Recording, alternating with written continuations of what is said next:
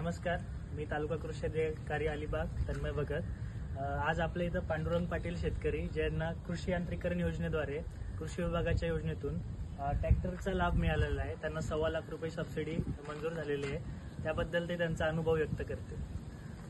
मी पांडुरंग रामचंद्र पाटील चिंचोटी।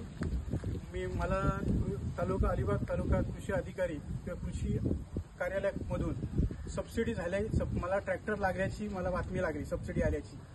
तर ती पहिली गोष्ट म्हणजे त्याला वेळ गेला होता, तर मी इकडे येऊन माहिती घेतली कृषी तालुका अधिकाऱ्यांकडे आणि जिल्हा अधिकाऱ्यांकडे। तर त्यांना मला विस्तृतपणे माहिती सांगितली की आपली वेळ थोडी कमी आहे ह्या गोष्टीला। तर त्यांनी मला सांगितलं की तुम्ही पेपर फॉरवर्ड करा। त्या विशेष म्हणजे तुमच्या सर्व तालुका स्तरीय कृषी अधिकाऱ्यांचं विशेष अभिनंदन करतो की सर्वांनीच मला अतिशय म्हणजे घरच्यासारखं म्हणजे कृषी अधिकारी कसे असायला पाहिजे याचं जिवंत उदाहरण म्हणून तुम्ही दाखवलं। शेतकऱ्यांशी कृषी अधिकारी कसा वागायला पाहिजे याचं जिवंत उदाहरण म्हणजे दमदार मॅडम त्या हालातीमध्ये इथे आहेत आणि ह्यांनी मला अतिशय चांगलं सहकार्य केलं। शेवटची व्हॅलिड होती आणि मी ट्रॅक्टर खरेदी केलं। तिथनं खरेदी केल्यानंतर मला आणि लगातार 3 दिवस सुट्ट्या होत्या, तर 15 ऑगस्ट, 16, 17 आणि 18 तारखेला माझी व्हॅलिड संपत होती आणि त्या मॅडमच्या काही कारणास्तव त्यांच्या सरकार शासनाच्या किंवा कृषी अधिकाऱ्यांच्या प्रशिक्षणार्थ पेणला गेल्या होत्या। तर तिथं माझं त्यांच्याशी कोऑर्डिनेशन बोलणं चालू होतं। तर त्यांनी मला सांगितलं की पाटील तुम्ही घाबरू नको, त्यांच्या मिस्टरांचे विशेष अभिनंदन। इथे मी आलो एकदम 5:15 वाजता, तर कार्यालय उघडं होतं।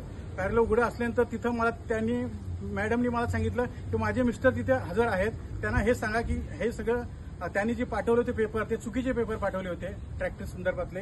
तर त्यात ते मागे घ्यायला सांगितले होते, ते तुमच्या VC-वरून किंवा त्यांची जी तुमची वेबसाईट आहे त्याच्यावरून। मग त्यांनी ते मागे घेतले आणि पुन्हा नवीन माझ्याकडे जे मिळालेले पेपर होते ते तिथे जमा केले आणि त्याच्यामुळे आज मला जे तुमच्यासोबत आज जो बोलण्याचा जो योग मिळाला किंवा आला, तर ह्या सगळ्या माध्यमातून मला तुमचं विशेष अभिनंदन करावं वाटतं की प्रत्येक शेतकऱ्याशी तुम्ही आवर्जून असं बोलायला। तर महाराष्ट्रातला किंवा आमचा रायगड जिल्ह्यातला कुठलाच तालुका अधिकारी शेतकरी असू दे किंवा जिल्हा शेतकरी किंवा महाराष्ट्रात कुठला शेतकरी असू दे, तो वंचित राहणार नाही कुठल्या गोष्टीसाठी। त्याचं मी तुमचं प्रत्येक कृषी अधिकारी आमच्या अधिकाऱ्यांपासून ते वरच्या अधिकाऱ्यांपर्यंत जिल्हा अधिकाऱ्यांपर्यंत मी त्यांचं विशेष अभिनंदन करतो आणि मी आपली रजा घेतो।